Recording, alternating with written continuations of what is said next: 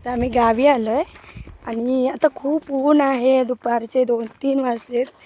सगळे आम्ही निघालो आहे खेकडं भरडायला.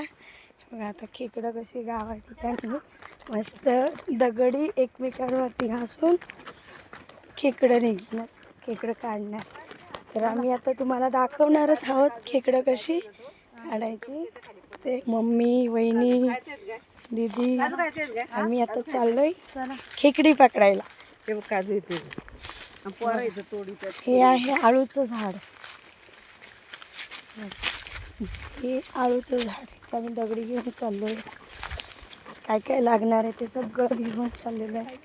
तर तुम्हाला काजूचं झाड दाखवते. मस्त काजू छान पैकी बघा किती मस्त बिना पाऊस पडता हिरवगार सगळीकडचं वातावरण.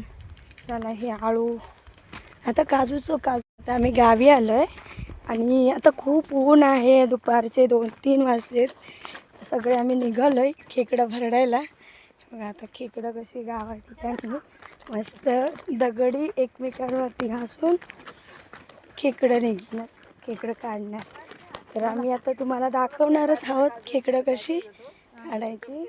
ते मम्मी, वहिनी, दीदी आम्ही आता चाललोय खेकडी पकडायला.